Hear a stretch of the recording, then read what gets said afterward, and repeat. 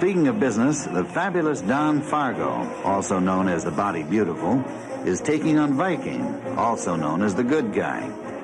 They were brought to Iowa by one of the three cloven-hooved wrestling outfits who are based in Illinois, Missouri, and Nebraska. None of these states have reciprocity laws. Two of them, Illinois and Nebraska, simply do not allow out-of-state promoters in, while Missouri doesn't care who promotes wrestling as long as they acquire a license and an in-state sponsor for bonding purposes. The promoters themselves endorse the idea of restricting interstate competition, but add that it is difficult to enforce.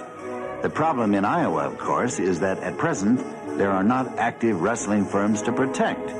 Promoters in surrounding states have, in the finest tradition of American business, informally sectioned up the state for fun and profit, but not much.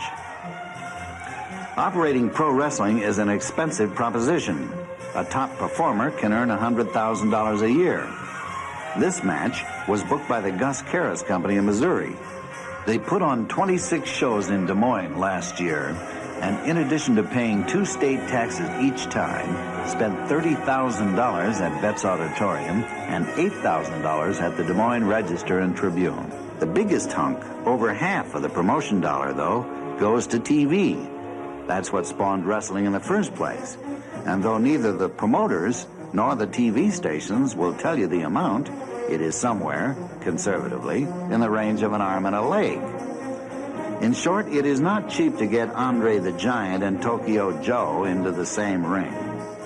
And that considerable capital requirement is probably why there is no large wrestling promotion outfit in Iowa. If there were, Senate File 86 never would have seen the light of day, and an Iowa firm would be defiling the borders of surrounding states instead of the other way around. Senate File 86 is a tip of the legislative hat to free enterprise in general, and to Ralph Hayes in particular.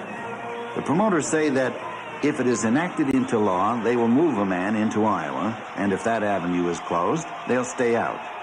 As for the legislature, there are a couple of reasons to view this bill with some trepidation.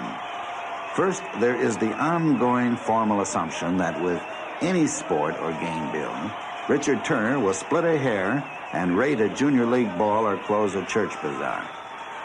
And the second concern relates directly to Senate File 86.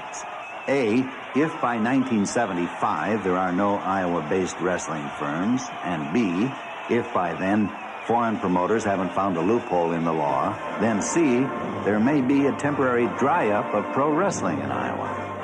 If that happens, the legislators may be hearing from these kids who know what they like and will not be nearly as polite as Ralph Hayes.